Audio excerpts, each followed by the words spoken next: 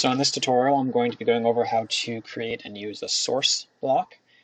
So this is similar to the previous video where I talked about sync blocks, but in this case, we're going to read a file on the Raspberry Pi and get the output of the file and display it in Simulink.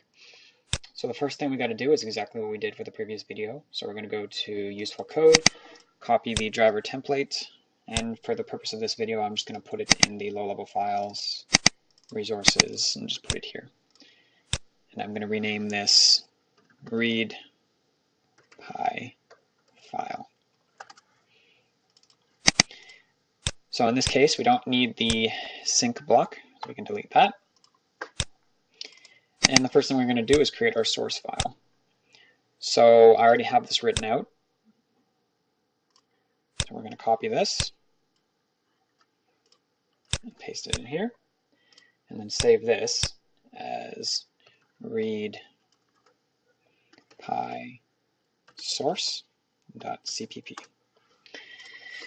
Now all this is doing is just finding the text file called who am I, and then getting the number from that text file and returning it. So we also have to make sure we name the header correctly here. So this would be read pi header. So we can just save that, and then we want to go to our include and create our header file. So we can just copy that as well over here and save this as read pi header.h, and close that. And now we want to make our source. We're going to call this read pi. And remember, anywhere that says source, we now have to change to read pi. Except that.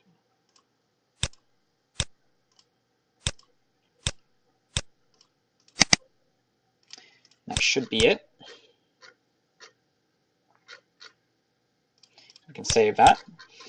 Now in this case, we want to read something every loop. We're not initializing anything. So all we have to do is put a function inside of the step function here. So the first thing we want to do is say c_include,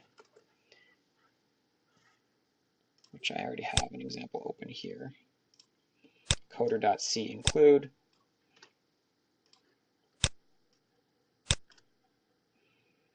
and then in our case we called it read pi header, and we want to run the function who am I, and it will return the value y, which we've initialized to 0 here, and then it will return this. So we only have one output, and it's a 1x1, and it's a double. So the only thing we have to do now is link our libraries. So here we have read pi header and read pi source. And we can save that. And that should be it. So we can close this, and we can create our Simulink diagram. All right, so we've opened up our Simulink diagram. As we did last time, we have to make sure that we set everything properly. So for the purpose of the demo, I'm going to set infinite time. I'm going to save this as read pi demo. And then we have to go into our settings and make sure that this is set up to communicate with the Raspberry Pi. So we change it to fixed step. In this case, the solver doesn't really matter. We'll run this at 100 Hertz. Go to hardware, Raspberry Pi.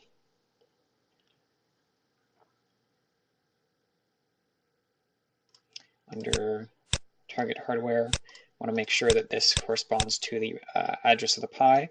So here it's 168.0.24. Password and username are the same. Build and run, and we want to do that in experiment folders location. And then code generation, C++,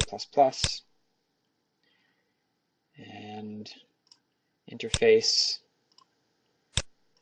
We want it to be a non-reusable function because we're going to run this in external mode. And that should be it. And we'll add continuous time just because.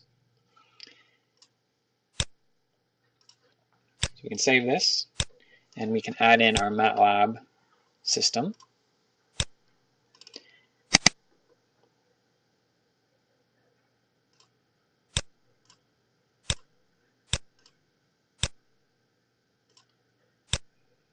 So now we have our read pi block, and we will add a display, and just like that, we're ready. So if I go to the Raspberry Pi and I look in experiment software, we have the Who Am I text file, and the number is 256. So just to show that I'm not doing anything weird, 269 is, or 569 is what we're going to change it to.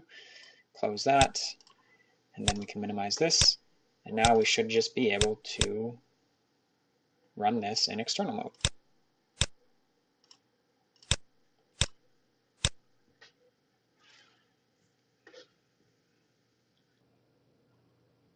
And there we go. Just like that, we're running, and you can see that the output of the block is 569, so we've successfully read the file. And so you can use this to interface with any hardware you want, pretty much.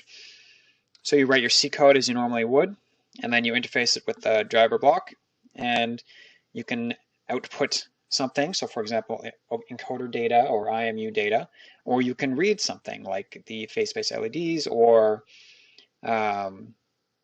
send commands to something like the actuators using the sync block.